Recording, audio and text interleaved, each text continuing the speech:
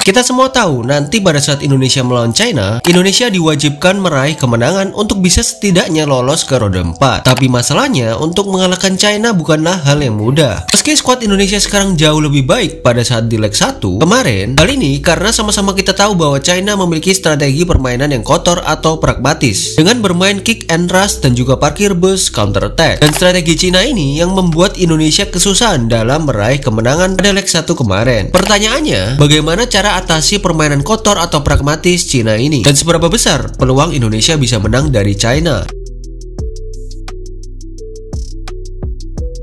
Sebenarnya permainan parkir bus counter attack dari timnas Cina ini sah-sah saja dilakukan karena strategi ini bukanlah strategi baru, dimana sudah cukup lama diterapkan di dunia sepak bola. Strategi ini biasanya sering dipakai oleh negara yang kalah kualitas dari musuhnya. Contohnya yaitu saat timnas Jepang bermain di Piala Dunia. Dan sejauh ini, strategi ini bisa dibilang cukup efektif untuk diterapkan. Contohnya nggak usah jauh-jauh. Pada final Europa League kemarin, MU terlihat sangat dominan dalam bermain, namun harus kalah dari Tottenham Hotspur yang bermain parkir bus. Dari strategi kalian bisa lihat di mana perbedaan penguasaan bolanya cukup signifikan. MU dengan 74% dan Tottenham dengan 26%.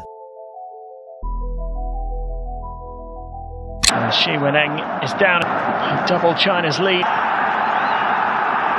Berkaca pada hasil di leg 1, memang tidak mudah menghadapi tim yang bermain pragmatis seperti China. Sebenarnya jujur, Indonesia sendiri selama dilatih oleh Coach STY juga menerapkan pola permainan pragmatis. Selama ini permainan ini bisa dibilang efektif untuk Indonesia, karena lawan-lawan yang dihadapi Indonesia di atas kertas lebih kuat dari Indonesia, seperti Arab Saudi, Australia, Jepang, dan juga Bahrain. Jadi permainan pragmatis ini cukup efektif untuk Indonesia. Indonesia mengalami permasalahan di tengah-tengah babak ronde 3 ini, dimana saat melawan China, Indonesia tidak bermain pragmatis atau bertahan pada leg 1 kemarin, tapi bermain mendominasi permainan. Hal ini sebenarnya sangat wajar karena di atas kertas kualitas timnas Indonesia lebih baik dari timnas China. Timnas China sendiri sebenarnya sadar diri dan menganggap Indonesia di atas mereka juga. Buktinya pada leg 1 kemarin, China terlihat benar-benar bermain sangat bertahan dan hanya mengandalkan counter attack. Dan alhasil, Indonesia harus kalah pada saat melawan China. Dari total 8 pertandingan, jika kita melihat statistiknya, Indonesia mencatatkan statistik yang cukup menarik, dimana saat Indonesia bermain pragmatis atau tidak mendominasi permainan, justru Indonesia mendapatkan hasil yang positif. Seperti saat di leg 1 melawan Arab Saudi, Australia, Bahrain, lalu di leg 2 melawan Arab Saudi dan Bahrain. Meski tidak selalu menang, setidaknya bisa meraih poin ketika Indonesia bermain pragmatis atau tidak mendominasi permainan. Dan jika Indonesia bermain mendominasi permainan seperti saat melawan China di leg 1 dan Australia di leg 2, justru Indonesia malah kalah. Untuk Jepang lupakan saja karena mereka benar-benar sangat kuat dan overpower di grup C ini. Nah, pertanyaannya sekarang harus bagaimana Indonesia saat melawan China nanti? Jika melihat peluang masing-masing tim untuk bisa lolos ke roda 4, bisa dibilang kita sedikit lebih diuntungkan karena kita punya poin yang lebih banyak dan juga margin goal yang lebih sedikit dari China. Ditambah lagi kita bermain di kandang sendiri, Stadion GBK. Jadi menurut The Entertainment TV, dari segi formasi akan lebih baik jika menggunakan formasi saat melawan Bahrain. Formasi 3-4-3. Ah bang, kalau pakai formasi 3-4-3 berarti lebih bermain bertahan dong. Sabar dulu. Formasi 3-4-3 bukan langsung mengartikan bahwa suatu tim akan bermain bertahan. Semua orang juga tahu, formasi 3-4-3 ini harus diakui sangat cocok sejauh ini untuk timnas Indonesia. Dengan formasi 3-4-3 ini diharapkan Indonesia tidak bermain barbar atau terlalu menyerang saat melawan China nanti. Jadi tidak terlalu bertahan juga tidak terlalu menyerang. Dan Indonesia akan lebih baik bermain secara mengagetkan saat melawan China nanti dengan bermain high pressing di 15 menit awal. Namun hal ini bukan berarti semua para pemain Indonesia bermain full menyerang, dimana Indonesia harus menyisakan 3 pemain cepat di belakang seperti Calvin Verdong, Jitzes, dan Rizky Ridho. Jika dalam 15 menit awal Indonesia belum mampu mencetak gol, maka tidak ada salahnya jika menurunkan intensitas permainan atau tidak bermain dengan pola permainan high pressing. Karena di pertandingan ini, stamina dan fisik akan berbicara banyak pada detik-detik akhir pertandingan. Tujuan menerapkan pola permainan high pressing di awal adalah Indonesia seringkali ketika bermain di kandang, jika kita perhatikan lebih detail lagi, pada menit-menit awal Indonesia selalu dapat menciptakan peluang emas. Namun sayang, selama ini tidak bisa dimanfaatkan secara maksimal. Sedangkan sekarang Indonesia memiliki sang predator di lini depan, yaitu Oli Romeni. Di sisi lain, yang menjadi PR cukup berat bagi Patrick Kluivert dan para asistennya adalah ketika China sengaja membiarkan Indonesia lebih banyak menguasai bola. Jika seperti ini, Coach Patrick Kluivert harus punya strategi yang ampuh untuk membongkar rapatnya pertahanan China.